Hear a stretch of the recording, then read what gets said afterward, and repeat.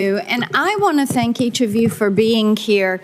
This is when we talk about supply chains and the work that is being done and the importance there. I appreciate that each of you would be here to talk with us. Last week, Senators Bennett, Tillis, Coons, and I filed the Semi-Investment Act, and this deals with the semiconductor industry and makes certain that you're going to be able to use the advanced manufacturing tax credit for this issue. Supply chains are vitally important. And in Tennessee, we have a lot of auto manufacturing. We have a good bit of appliance manufacturing, and many people don't think about entertainers and road crews and concerts and the amount of manufacturing that is done there with amplifiers and microphones and the staging equipment that goes into those events.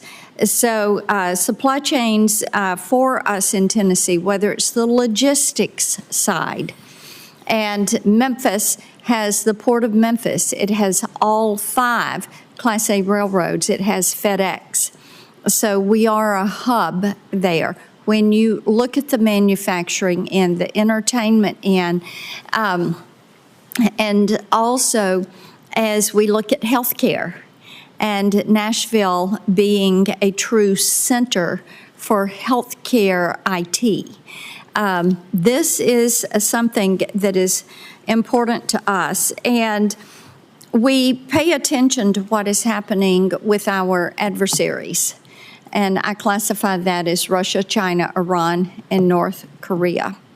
And Mr. Isaacs, as we look at the strategic investments that somebody like China is putting across the entire semiconductor value chain, can you speak to how the Semi Act would be important for domestic manufacturing? Yeah, thank you, Senator. We appreciate your leadership in introducing that legislation. The goal of this effort was always to build out the entire ecosystem, and that starts with materials, inputs, and equipment, as well as fabrication.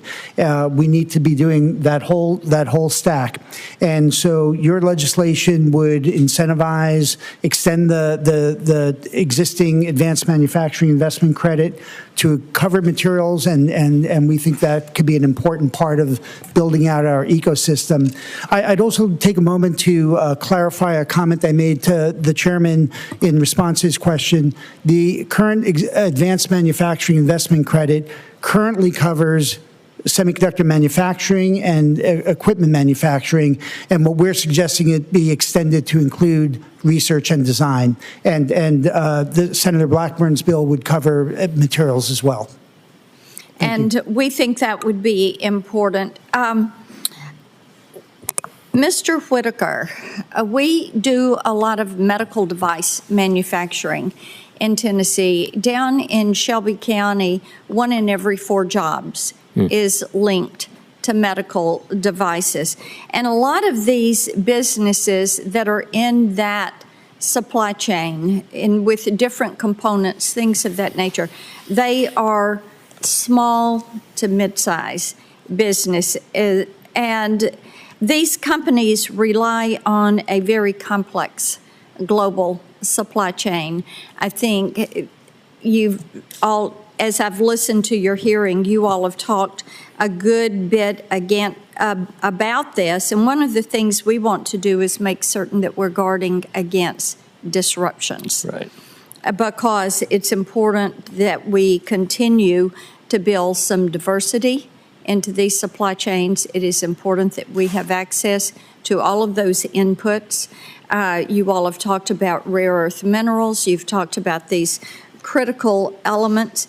And we've got one Tennessee company in particular that has worked tirelessly to reposition their entire supply chain and their global footprint because of what they went through during COVID. Right. And they didn't want to be relying on overseas suppliers that were maybe in disruptive areas. And I think this is kind of a strategic shift toward more resilience in our supply chains, and it is an effort that we need to put some energy and some focus onto. So what more can we do when we talk about building in that resiliency for these inputs in a supply chain for something like medical devices? Yeah, Senator, it's a great question, and you do have great companies in Tennessee. I would say 80% of all U.S. medical technology companies are small companies, small businesses who aren't profitable today. But they're the engine that drives innovation for many of the large companies as they're bringing new products and innovative products to market. I think there are tax policies, we can have a longer conversation about that are beneficial to small companies particularly. I think the tariffs, to come back to this point, for any small company that may have made strides in moving products back into the United States, but still have to access products from other parts of the country or other parts of the world, I should say. Right. A 10% increase, a 15-20% increase hits their bottom line quickly, and it hits it very, very hard. And my concern is the small businesses get hit hardest first in the medical technology industry. So exempting medical technology products from the tariffs in the short term would be a huge benefit for small companies, mid-sized companies, and large companies as well. And can I add, we've never really experienced tariffs before in the medical technology industry. Across the board, they've been 0 to 1 to 2%. So any increase domestically or overseas is an increased cost to our companies. Countries have recognized for years the value of what we do, the humanitarian nature of the work we do, the impact on cost to the healthcare system, and as a result, we haven't experienced that. So we would hope going forward we wouldn't see that experience in the future as well.